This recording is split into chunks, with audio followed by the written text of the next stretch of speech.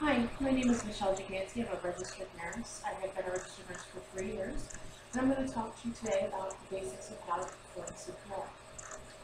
According to the American Heart Association, 70% of Americans feel inept to assist in a cardiac emergency because they do not know how to perform CPR. This alarming statistic can hit close to home because 88% of all cardiac arrests actually occur in the home. So simply put, by knowing CPR, the life you may save will more than likely be that of someone you know and love. CPR has been the standard of care for cardiac arrest since the 1950s. There's been several changes over the years. The American Heart Association continually updates and makes changes based on medical evidence. According to the survey that I had placed, several of you have been trained in CPR at one time or another, but most of you either were not or have not been since the latest changes have been implemented. The latest changes not only were based on medical evidence and guaranteeing the best outcomes, but were also based on ways to make more people feel comfortable to respond in an emergency.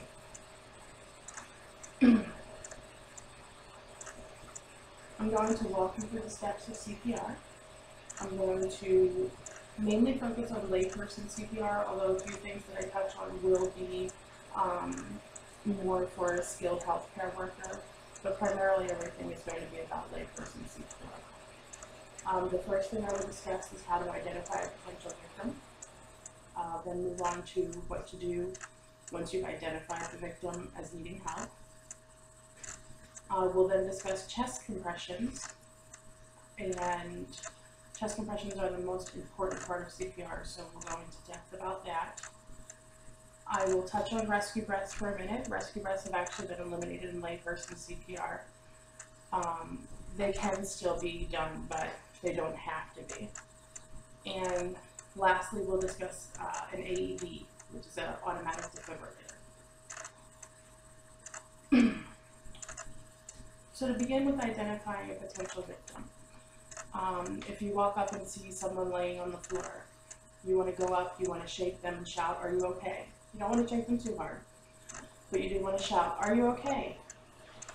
If it was an infant, rather than shaking them, you would want to tap on their foot or just shake their shoulder and still shout, "Are you okay?" Trying to stimulate them. If you don't get a response in either scenario, you're to assume that the person is not okay and move on to the next step, which is what to do once we identify the person in need. The main thing we need to do is get chest compression started as soon as possible. So if you're by yourself and you walk up and you see someone and you identify them in need, you're going to want to dial 911. If you're somewhere where there's a defibrillator available, you're going to want to grab that. If not, as soon as you've gotten done with 911, if you have a cell phone, put it on speakerphone and you can start chest compressions at the same time. But get 911 called and start the compressions.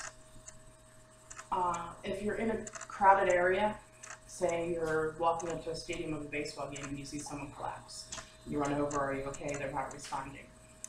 And you want to start compressions immediately and have someone else call 911 for you.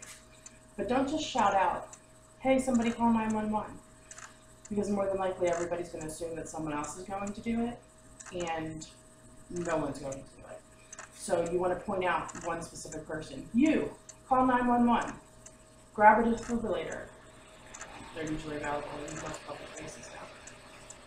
Again, starting compressions as soon as possible. Now regarding compressions themselves, hand placement for compressions for an adult and child are right in the center of the chest. The most common is to intertwine the fingers. It is okay to do this as well. For a smaller child, it's even okay just to use the palm of one hand. The important things are to get 100 compressions per minute. The American Heart Association actually suggests singing the song "Staying Alive" in your head. If you stay to that beat, you will get your 100 compressions per minute.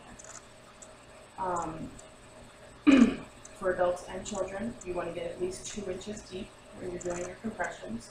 For an infant, it's 1.5 inches. Also, for an infant, you actually just use 2 fingers placed just below the nipple line and do the 1.5 inch compressions.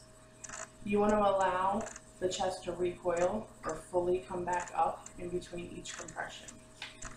The American Heart Association actually states that it is imperative that rescuers do not lean on the chest between compressions. It is crucial that the chest recoil or return to the natural position in order for compressions to be effective and blood to flow throughout the body. If you're going rapid and fast, that's great as long as you're getting the depth and letting it come up. Otherwise, they're not going to be effective. The blood's not going to make it to all the places it needs to be. Rescue breaths are basically eliminated in layperson CPR. However, they still can be used in skilled healthcare workers if there's 2 people available. You would do 30 compressions to 2 breaths. There's it's called a head tilt chin lift. For an adult, you would hold the nose and blow into the mouth. For a child, for an infant, you would steer your mouth over their nose and their mouth. Again, as a layperson, you don't have to do this. Just keep doing those compressions.